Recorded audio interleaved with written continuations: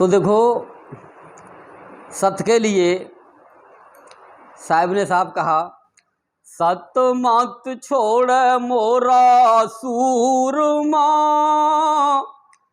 सत छोड़े पत जात है, और सत की बांधी देखे लक्ष्मी, फिर मिलेगी आई है। तो क्यों कहा ये? ज्यादातर हम सत्य को कब छोड़ते हैं? भाई ज्ञान में चलने वाला सत्य नहीं छोड़ता, जिसको परमात्मा चाहिए वो सत्य नहीं छोड़ता। सत्य छोड़ता है फायदे के लिए। फायदे के लिए वो झूठ बोलता है कि भाई यहां झूठ बोल रहा हूं तो यहां मेरा फायदा हो जाएगा, यहां झूठ बोल के यहां मेरा फायदा हो जाएगा। लेकिन थोड़े समय के लिए दिखाई देता है, और उसके बाद क्या होता है, आपने अपने समाज में, अपने आसपास से देखे होंगे, रिश्तेदारी वगैरह में, जिन्होंने इस तरह की दौलत इकट्ठी की छल कपट से, झूठ से, और वो कुछ तो उनके समय ही चली गई, उनके समय में ही वो कंगाल हो गए, खुद भी उसका भोग नहीं भोग पाए पूरी तरह से, और उनके समय में ही उनको बड़ी बुरी तरह से मान लो इस संसार में घिसटना पड़ा। किसके लिए? किसकी वजह से? वो दौलत की ही वजह से, जिसके लिए उन्होंने सत्य को छोड़ा था। सत्य को छोड़ा था, झूठ पकड़ करके उन्होंने छल कपट से दौलत बहुत इकट्ठी कर ली, और उनके समय में ही खत्म। कई बार उनके टाइम तक चल जाए तो बच्चों के सामने ऐसी पोजीशन आ जाती है कि उनके बच्चों को यानी सही ढंग से कहीं काम धंधा भी नहीं मिलता, बेचारे ऐसे ही अपने जीवन को यापन करते हैं। लेकिन जो सत्य पर चल रहा है, सत्य पर चल के जिसने मान लो अपनी मेहनत करके और सत्य पर चल करके जो पैसे को कमाया, सत्य को नहीं छोड़ा, तो उसका कभी भी धन दौलत भी खत्म भी नहीं होती, क्योंकि वो पीढ़ी दर पीढ़ी बढ़ती है, कभी खत्म नहीं होती। और जो सत्य के लिए खर्च कर देते हैं, भाई दो चीजें होती हैं, सत्य के लिए खर्च कर देते हैं तो वो अपनी पीढ़ियों का इंतजाम कर लेते हैं, और जो सत्य के लिए खर्च न करके उसको दबाना चाहते हैं, उसका उनके समय में ही नाश हो जाता है। तो धनी कौन हुआ? जिसने खर्च किया। धनी धर्मदास जब ही कहा गया उनको, जबकि उन्होंने 56 करोड़ खत्म कर दी।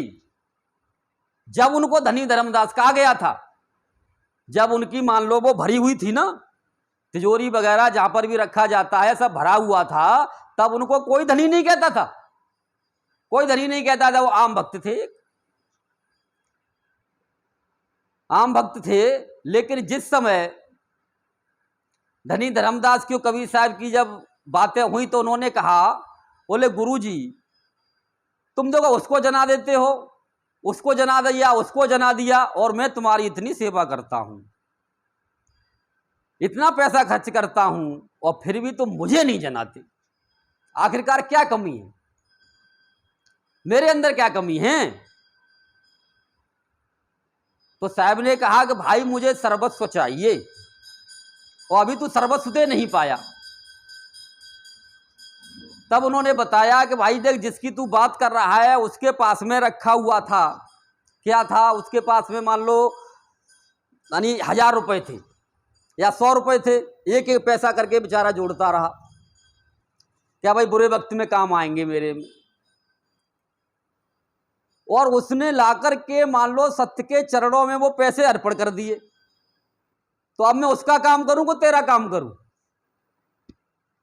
क्योंकि अब उसका तो कोई सहारा ही नहीं है भाई, उसका तो सहारा परमात्मा ही है। क्योंकि हम मान लो पैसा किस लिए इकट्ठा कर रहे हैं, हमारी पीढ़ियां खाएंगी, बाल बच्चे खाएंगे, उनके बाल बच्चे खाएंगे, या हम मान लो ऐसे मौज करेंगे उसके लिए। लेकिन उसने नहीं सोचा, उसने नहीं सोचा, उसने तो जो था मान लो उसके पास में जमा पूंजी 100 रुपये बेचारे ने इकट्ठे किए, 1-1 रुपया इकट्ठा करके, 1-1 पैसा इकट्ठा करके, और उसने गुरु के चरणों में दे दिए। क्यों? कि ये तो भाई,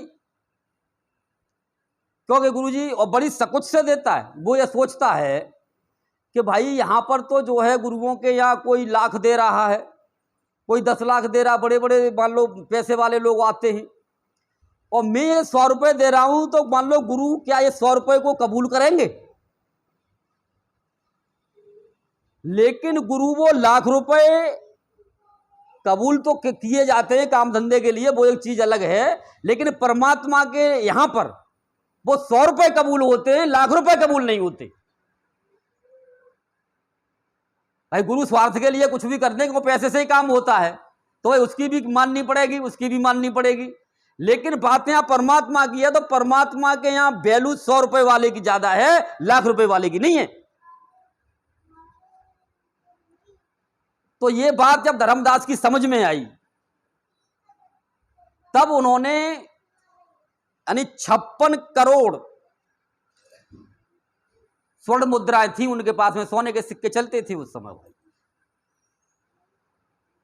56 करोड़ जो दौलत थी, उन्होंने सब मान लो उनके पास में मोहर असरपी रुपया वगैरह जो भी था सब कुछ गाड़ियों में भर करके लाए और सब गुरुजी के चरणों में डाल दिया। लेकिन अब यहां समस्या यह पैदा होती है कि गुरु तो ऐसा चाहिए कुछ नहीं ले, और शिष्य ऐसा चाहिए सब कुछ दे दे। तो अब उन्होंने दे दी, और जहां जिसको आवश्यकता थी साहब ने उनमें बांट दी, जहां जिसकी जरूरत थी उनको दे दी, और उनसे कह दिया कि बेटा तेने एक पीढ़ी की, भाई एक ही टाइम जो तेने जमा की थी वो दौलत दी है, और बोले कि मैं तेरी 42 पीढ़ी का गारंटी लेता हूं, 42 पीढ़ी तक तेरी ही पीढ़ी राज्य भोगेगी। तू कभी 42 पीढ़ी का इंतजाम नहीं कर पाता जीवन में, लेकिन परमात्मा के पास दान करने से मैंने तेरे 42 पीढ़ी का इंतजाम कर दिया। तो 42 पीढ़ी का राज्य उनको दिया धर्मदास के वंश को। तो आज भी वो राजा हैं, बोरियों में नोट भरे जाते हैं आज भी महाराज, हम बंदगी होती है जब। तो अब ये तब उनको जब उन्होंने दिया तब उनको धनी धर्मदास कहा गया। तो देखो सच्चे भाव से अगर हमारे पास नहीं भी है और हम भाव बनाते हैं कि हम गुरु के लिए ये हमको करना है, तो आपके यानी इस तरह का खेल बनता है कि आप सोच नहीं सकते कि देखो मेरे अंदर ये भाव था कि भाई गुरुजी जिस सत्संग में जाते हैं, कहीं पर भी किसी मान लो मंदिर वगैरह में किसी के दूसरे के आश्रम में सत्संग करने के लिए, तो लोग उनको न तो बोलने का टाइम देते हैं और न ही कोई उनकी मान्यता होती है। और जब के गुरु पूर्ण हैं, तो हमको पूर्ण ज्ञान मिला, तो गुरु में कोई कमी नहीं है, लेकिन काल की ये नगरी है, ऐसा हो नहीं पाता। तो हम कुछ ऐसा करें कि कुछ मान लो इस तरह का बन जाए। वो जब से हम जुड़े तब तक कोशिश करते रहे अपने बेस पर, लेकिन कहीं बात बनी बिगड़ी चलती रही इसी तरह से। तो भाव ये आया कि मैंने कि भाई हम अपने घर को ही आश्रम बना देना, गुरुजी को बुला लिया करेंगे भाई महीने में एक दिन के लिए। तो तैयार हो गया, लेकिन उससे पहले गुरु ने 2 तैयार हो गए। अभी उनका नंबर नहीं आया यहां आने का, लेकिन उन्होंने अपने लिए 2 कर दिए। तो हम सोच रहे हैं गुरु के लिए, गुरु सोचते हैं हमारे लिए। ये बड़ा उल्टा खेल है। लेकिन जब हम अपने लिए सोचने लग जाते हैं ना, कुछ ना होता। क्योंकि प्रैक्टिकल खेल था, मैं प्रैक्टिकल में ही चलने वाला हूं, प्रैक्टिकल ही आपको दिखाता हूं।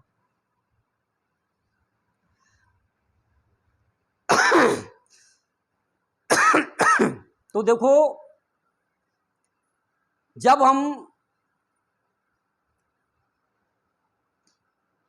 ज्ञान तो सभी मान लो जैसे चल रहे हैं, चलते भी हैं, कभी किसी के गुरु के पास, कभी अपने परंपरा के अनुसार, जैसे भी सभी लोग चलते हैं। और चलते चलते कौन कहाँ पहुंचा, यानी अब हम आगे बढ़ना चाहिए, हमको आगे बढ़ने की ही तो हमारी मान लो प्रगति जब तो होगी। विकास का मतलब क्या है? आगे बढ़ना है, पीछे नहीं लौटना। तो साहब ने साफ कह दिया कि आगे बढ़ के पीछे हटे हो जगत में हांसी। अगर हमने आगे कदम बढ़ा दिया, हमने आगे बढ़ना है, तो काल कितना भी झकझोरे, कितनी भी परेशानियां आए, हमने आगे बढ़ना ही है। और जबकि हमें गुरु ऐसा मिल जाए कि चिंता ना कर, तुझे मार नहीं सकता, मैं तेरे साथ खड़ा हूं, तो मां फिर भी आपको डर लगे, तो आपसे ज्यादा कोई मूर्ख नहीं है। फिर भी डर लगे आपको कि मेरा कहीं मान लो अलग मर नहीं जाऊं, कि मेरा ये नहीं हो जाए, कि वो नहीं हो जाए। क्योंकि जब हम गुरु के प्रति समर्पण कर देते हैं तो सारा भार वो ले लेता है। ये पूर्ण गुरु की ही तो महिमा है, और किसकी है? यानी जब तो कहा गया, भगवान श्री कृष्ण फिर भी कह रहे हैं कि भाई जो सारे धर्मों को छोड़ करके मेरा आसरा ले लेता है, मेरे पर जो समर्पण कर देता है, उसका सारा योग क्षेम यानी संसार का भी और योग फयोग भी सब मैं करा देता हूं। उसको योग भी ना करना पड़ता कि भाई ऐसे सुरती लगानी है, कि यहां लगानी है, कि मां लगानी है, बोले सब करा देता हूं। और ये सत्य था, सत्य है और सत्य ही रहेगा, इसमें कोई दुराया नहीं है। लेकिन हम कर पाए तब ना, तो न तो हम भगवान के साथ कर पाते हैं और न गुरु के पास कर पाते हैं। और जो कर देते हैं उनको तत्काल मिल जाता है, उनको समय नहीं लगता ज्यादा, तो सब कुछ अवेलेबल होता है गुरु के पास में। लेकिन हमको तो जरा सा ज्ञान हो गया ना है, क्योंकि साखी हमने सुन ली तो मैंने तो आत्मा लिख लीजिए। भाई गुरु ने कहा है कि आत्मज्ञान का जगत में मचा हुआ है शोर, और बोले मैंने, गुरु ने मुझे आत्मा दिखा दी तो मेरा तो ज्ञान पूरा हो गया। अब मुझे क्या करना है? लेकिन अभी पूरा नहीं हो गया, शुरुआत है, शुरुआत है। जब देखो, अब मैं वो कहानी आपको बता रहा हूं, वो सत्य बता रहा हूं कि इतना सब कुछ करने के बाद हम गुरुजी से जब मिले थे, और कैसे मिले थे, इसमें मैं उसी पर प्रकाश डालूंगा। तो अपनी साधना करते हुए व गुरुओं को, सत्संगों को छानते हुए, शॉर्ट में ही बता रहा हूं, छानते हुए यानी अपनी प्रगति, अपना विकास इतना कर लिया कि यानी हमारी परमात्मा से बातें होने लगी। इतना विकास कर लिया, लेकिन परमात्मा अब वो सामने ना आए। इस पोजीशन में हम अटके हुए थे। इसके लिए हमें गुरु की आवश्यकता थी। तो जो एक गुरु भाई हमारा था, लेकिन है तो अब भी, लेकिन इस समय वो हमारे ग्रुप में नहीं है, जिसको हुक्म सिंह कहा जाता है।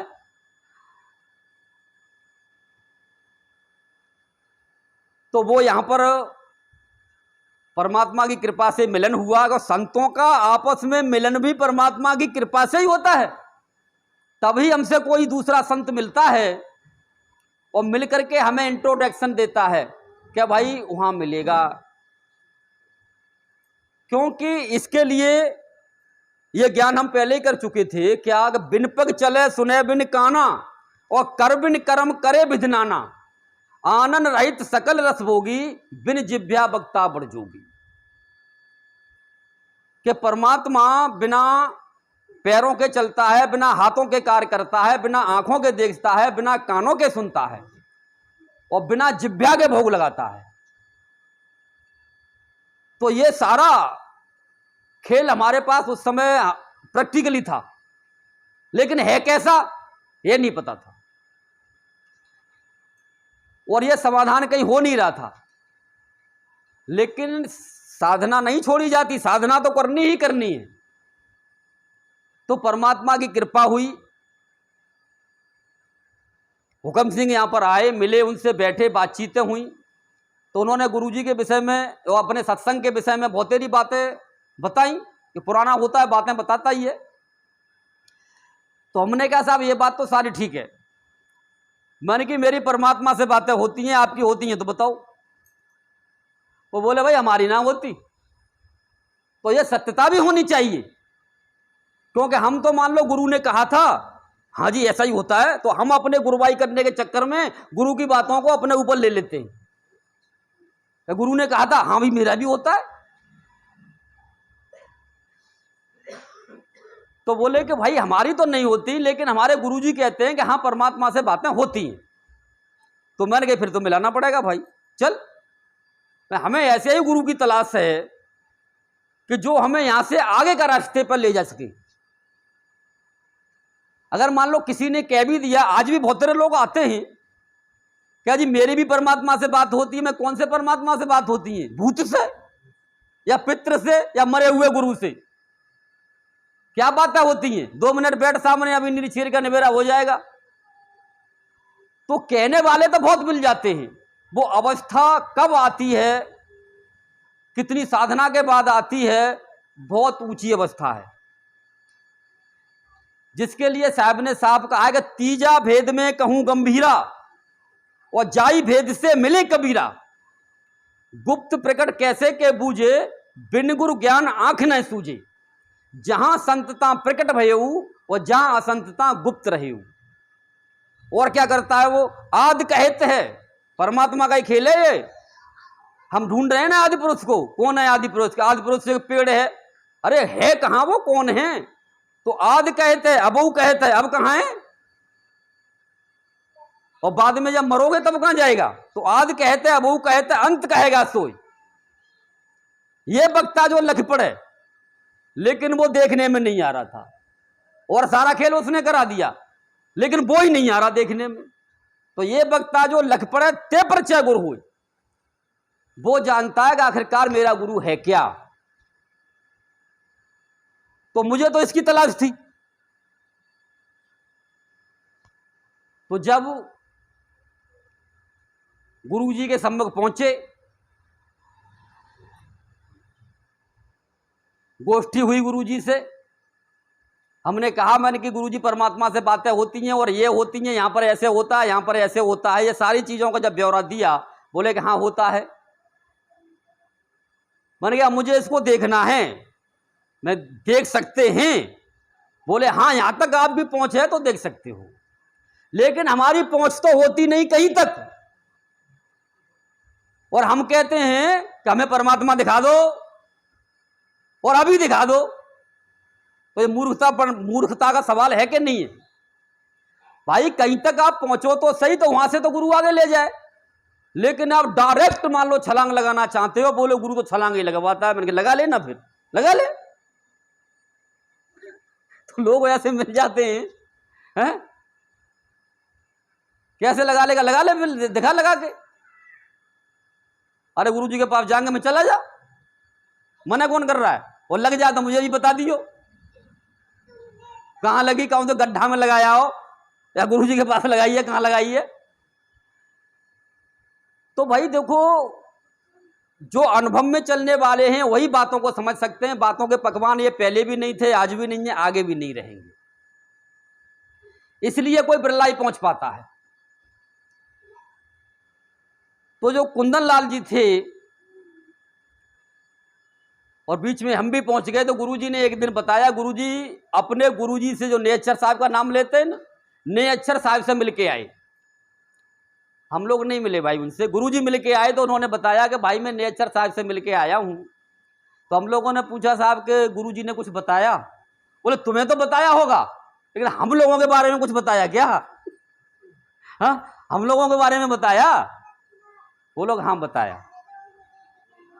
उन्होंने बताया कि तुम्हारे पास में 2 लोग हैं, कुंदन लाल और मुकेश आनंद। बोले ये आगे चल रहे हैं, ये सही चल रहे हैं, ठीक चल रहे हैं। जब वो गुरुजी यहाँ, गुरुजी ने हमारी शकल ही नहीं देखी, हमने गुरुजी की नहीं देखी, उनके गुरुजी की हमने कहाँ शकल देखी है भाई? वो कहाँ रहते हैं, कहाँ बैठे हुए हैं। लेकिन उन्होंने वहीं के मान लो उनका ज्ञान वो जाने, उन्होंने बताया कि हाँ भाई ये चीज है। तो अब ये ऐसे ही नहीं था, क्योंकि भाई हमसे पुराने भी तो वहां पर थे। हमसे पुराने थे, बहुत पुराने थे लोग, जो 8-8 9-9 साल से लगे हुए थे। लेकिन उन गुरु जी ने, मान लो नेचर साहब ने हमारा कुंदन लाल का नाम ही क्यों ले दिया? जो पुराने थे उनका भी उनका लेना चाहिए था, लेकिन वह ऐसा नहीं था। क्यों? कि सांच को आंच नहीं होती। अब होता क्या था, जो उस समय हमारे अनजान में होता था, हमें नहीं पता था कि हमारे साथ क्या घटित होता है, क्या होता है। लेकिन जब हम मान लो गुरु के सम्मुख पहुंचते हैं, तब वो बताते हैं कि आखिरकार ये आप कहां पहुंच गए और क्या हो गया। तो हमने पढ़ाई नहीं की वहां तक की, लेकिन अनुभव में पहुंच गए। तो गुरु ही इस बात का खुलासा करते हैं कि ये हो गया और ये यहां की चीज है, अभी और बाकी है। तो कुंदन लाल जी बोले कि साहब मैं जब सत्संग में बैठा होता हूं, आपके साथ यहां बैठा हूं सत्संग में, तो मेरी आत्मा निकलती है और सब तरफ चक्कर लगा करके आ जाती है। तो उसका ब्यौरा भी दिया गुरुजी ने कि कैसी होती है, क्या है वो सारी चीजें, क्योंकि मान लो सहन वाले अनुभव वाले थे, वो समझ गए। तो मैंने कहा साहब जिस समय मैं बाहर निकलता हूं ना, तो मेरे साथ 5 और होते हैं, मैं अकेला नहीं होता, 5 होते हैं, हम 5 होते हैं। और मेरे से ये कहा गया है, किसने? उसी परमात्मा ने आकाशवाणी में, जिस दिन 7 हो गए ना, उस दिन मैं प्रकट हो जाऊंगा। 7 का रहस्य खोल रहा हूं मैं तुम्हारे सामने, प्रकट हो जाऊंगा मैं उस दिन। तो मैंने कि 5 तो मेरे पास रहते हैं, क्योंकि मैं 5 को देखता हूं, अकेला नहीं होता जब निकलता हूं, तो 5 होते हैं। तो गुरुजी ने कहा भाई ये तो बहुत ऊंची चीज है, लेकिन उस समय नहीं समझ में आती क्या है, क्योंकि हम तो एक भक्त चल रहे हैं भाई। क्योंकि वो 7 कैसे बनते हैं? 5 वो, छठ में हम और 7वां गुरु, हो गए 7, हो गए पूरे। तो सत्य सामने आ जाता है। लेकिन जब कुछ समय के बाद ये खेल पूरा हो गया, फिर हमारे हुक्म सिंह से मुलाकात हुई। पहले भी हुई थी, पहले भी मान लो कई बार बहुत दिन साथ रहे हम, गुरुजी के साथ साथ ही जाया करते थे। तो उन्होंने एक बात कही थी कि बोले कि ये राम कुमार साहब है ना, ये यार ऐसा ज्ञान जानते हैं जिसको आत्मज्ञान कहते हैं, बताते किसी को नहीं है। मैंने कि यार बताने लायक ही नहीं होगा तो बताएंगे कहां से? लेकिन फिर भी मैंने कि हम कोशिश करते हैं। गुरु कोई भी ज्ञान अपने पास रखना नहीं चाहता, क्योंकि उसको दाता कहा जाता है, वो बांटने के लिए ही संसार में बैठा हुआ है। लेकिन उस कैटेगरी का शिष्य हो तब ना, तभी तो वो दे पाए। तो मैंने कि ऐसा तो हो ही नहीं सकता यार। मैं क्यों नहीं हो सकता? मैंने कि देख, मैंने कि हमने अपनी साधना करके एक ऐसी चीज हासिल की है। मैंने कि जब हम साधना पर बैठते हैं तो हम नहीं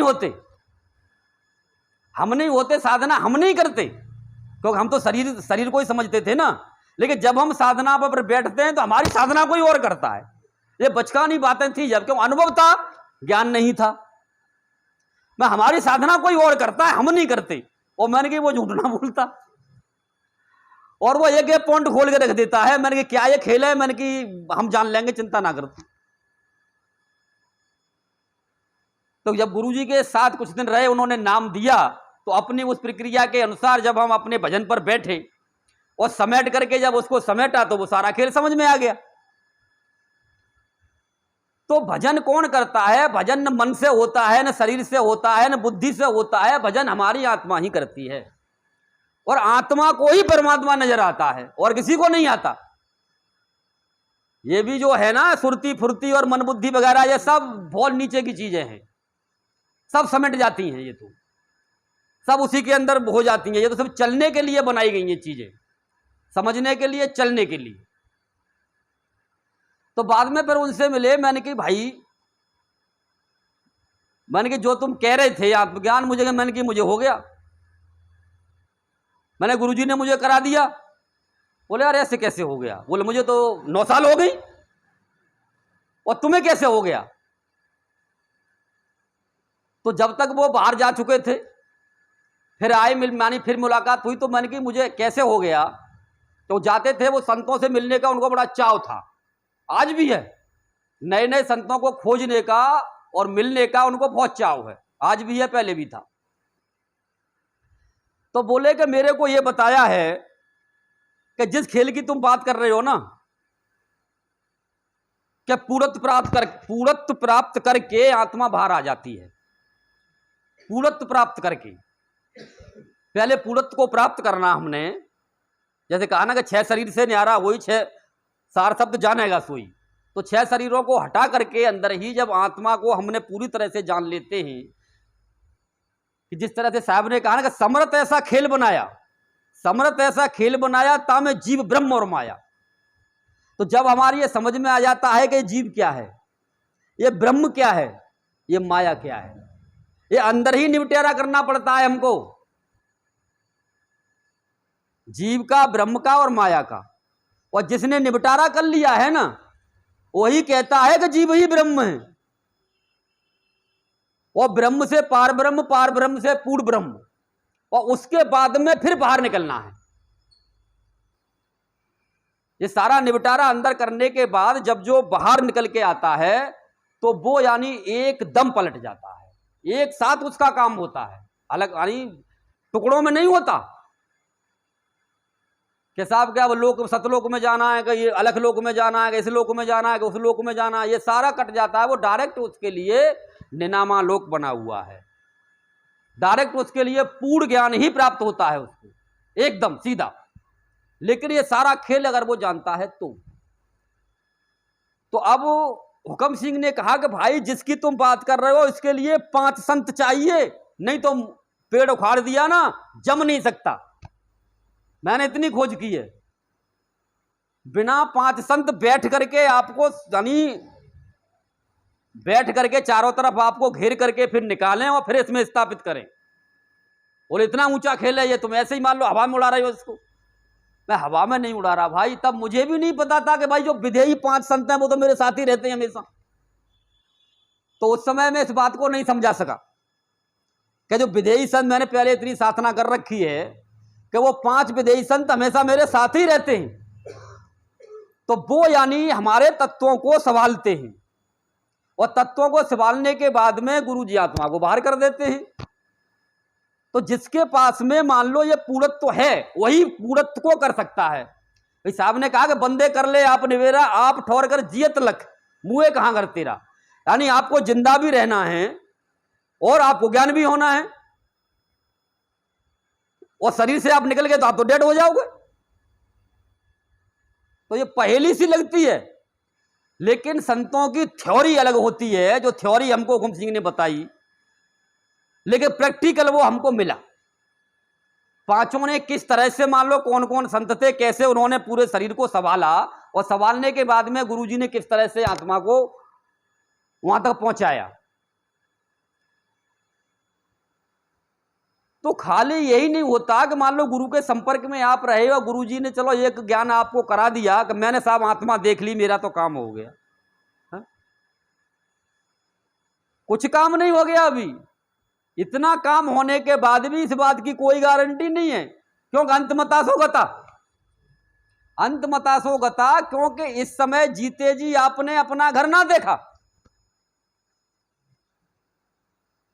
और अंत समय में आपको यह याद आ गया तो आत्मा उसी में जाएगी।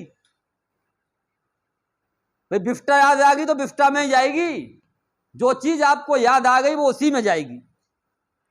लेकिन अब इस समय जीते जी हमने मान लो अपना घर देख लिया, आखिरकार है क्या, तो फिर हम अपने, फिर कुछ में कोई संशय मान लो रहता ही नहीं, क्योंकि गुरु के पास से यह नहीं होता कि थोड़ा सा हमें मिल गया और उसके बाद हम इतने बौखला जाएं कि मैं ही गुरु बन गया। तो गुरु के पास में अनंत भंडार होता है, अनंत भंडार होता है, जिसकी मान लो कल्पना नहीं की जा सकती, कहा नहीं जा सकता। जहां तक कहा जा सकता है, जहां तक वाणी साथ देती है, वहां तक मैं बताने की कोशिश करता हूं, क्योंकि किसी तरह से लोग सही मार्ग पर आ जाएं। और जो कहा ही ना जा सकता उसको तो कहूंगा क्या। क्योंकि वो तो वाणी से परे की चीज है, तो उसको कहा नहीं जा सकता। जब कुछ लोगों का यह कहना होता है कि अनुभव नहीं बताने चाहिए, मैंने कि जब मैं अनुभव नहीं बताऊंगा तो दूसरा उस पर मान लो चलने की कोशिश कैसे करेगा, वो समझेगा कैसे ये अनुभवी है, तो वो भी बोलेगा फिर। मैं बोलने दो, लेकिन दूसरे को कराने की बारी आएगी तो करा नहीं सकता, करा नहीं सकता। तो इसीलिए मैंने कहा है कि मान लो इस ज्ञान को किस गुरु ने अपने शिष्य को करा दिया है, जिसने अपने शिष्य को करा दिया वही सत्य है, और जो आज तक नहीं करा पाया किसी शिष्य को, बोल ही रहा है, तो वो असत्य था, असत्य है, असत्य ही रहेगा, कितना भी बड़ा गुरु हो, कितना भी बड़ा पंथ हो, कितना भी बड़ा आश्रम हो। तो भाई मुझे मान लो बोलने में कोई बुराई नहीं लगती, मैं तो डंके की चोट पर बताता हूं कि मेरे गुरु ने मेरे साथ ऐसा किया है और मैं भी ऐसा कर रहा हूं, तो भाई गुरु भी सत्य और मैं भी सत्य, और आगे जो हो रहा है वो चेला भी सत्य। भाई गुरु का कहना है ज्ञान आगे बढ़ाना, तो ज्ञान आगे बातों से ना बढ़ता, बातों से तो बढ़ाने वाले आजकल इंटरनेट के जमाना आ गया, बातों से बढ़ने वाला नहीं है। भाई हमसे भी ज्यादा बोलने वाले चतुर चालाक लोग हैं, गुरु से भी ज्यादा बोलने वाले लोग हैं। तो मैं अभी पहले उसमें बता रहा था मैं कि मान लो बात ही नहीं करने देते, आप एक साखी कहोगे वो उसकी काट कर देंगे, आप दूसरी बोलोगे उसकी काट कर देंगे। तो जबी साहब ने कहा कि साखी शब्द करो प्रकाशा और इलम फकीरी राखो पासा, लेकिन इलम फकीरी अपने पास ही होती है, गुरु के पास होती है, शिष्य को अर्पण की जाती है, और जो उसका बनता है वो उसको आगे चलाता है। इलम फकीरी ऐसे ही नहीं दी जाती। इलम फकीरी बताने का विषय नहीं है, वो कराई जाती है। तो इसी बात के लिए कबीर साहब ने धर्मदास से कहा था कि धर्मदास तो लाख दुहाई और सार शब्द बाहर ना जाई, और अपना होता देव लखाई, दुर्मुख से तुम लेव छिपाई। तो भाई दुर्मुख से तो अपने आप में छिपा हुआ है, क्योंकि वो प्रकट होगा ही नहीं उसके अंदर। दुर्मुख के अंदर तो प्रकट होगा ही नहीं, तो उसके लिए तो छुपा ही हुआ है। लेकिन जो गुरु के मार्ग पर चलता है, उनकी पूरी तरह से समर्पण करके जो चलता है, तो उसके अंदर वो प्रकट हो जाता है। तो साहब ने कहा गलत बोला, अजी साहब धर्मदास से ऐसे कह गए, उन्होंने तो साहब के मना कर दिया किसी को मत बताना। अरे बताने का विषय होगा तब बताएंगे ना, कोई नहीं बता सकता ना, धर्मदास बता सकते, कोई नहीं बता सकता।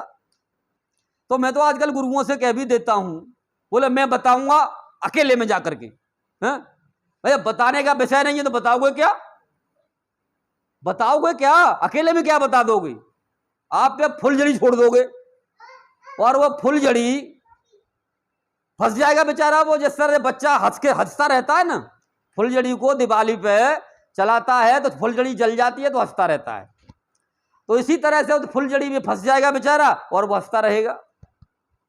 तो मेन चीज है कि उसको काबिल बनाने की, काबिल बनाने की, और काबिल बनने के लिए गुरु के सानिध्य में आना पड़ता है, सत्संग सेवा में लगना पड़ता है, तब जाकर के गुरु कोई इस तरह से मान लो ऐसे प्रसन्न नहीं हो जाता। क्योंकि हर मास का पुतला आपको दिखाई दे रहा है लेकिन वो है नहीं, तो बड़ी बारीकी चीज है। मैंने बताया ना कि यानी सर्वस्व सौंपना पड़ता है, और वो लेता कुछ नहीं, यानी जो आप दे रहे हो वो भी आपके लिए ही है, ये बड़ी मजे की बात है। और ऐसा हमेशा देखा भी जाता है। तो देखो इसी के लिए साहब ने कहा कि अनुभव की बात कहे कबीरा, लाखों में संत जन जौहरी कोई एक नजर आवे। मेरा मकसद सिर्फ यही है कि सत्संग तो सभी सुन रहे हैं और सभी सुना रहे हैं, लेकिन अनुभव की बात को कहने वाला कोई नहीं दिखाई दे रहा। अब कहने वाले भी बहुत हो जाएंगे, क्यों, अब जो मान लो आउट हो गई ना बात, तो कहने वाले भी बहुत हो जाएंगे, लेकिन बात यहां करने की आएगी, करने की आएगी, मां टाटा फिस हो जाएगी। तो कहने में और करने में जमीन आसमान के फर्क थे हैं और हमेशा रहेंगे। यही कारण है कि इस ज्ञान में बिरले ही उतर पाते हैं, बिरले ही माता पहुंच पाते हैं। लेकिन एक चीज मैं और बता दूं, जो आज, चलो उसे बाद में बताऊंगा, इसमें खुलासा नहीं करता। इसके साथ ही सत्संग को समाप्ति की तरफ हम लेते हैं। बोलो सतगुरुदेव की जय।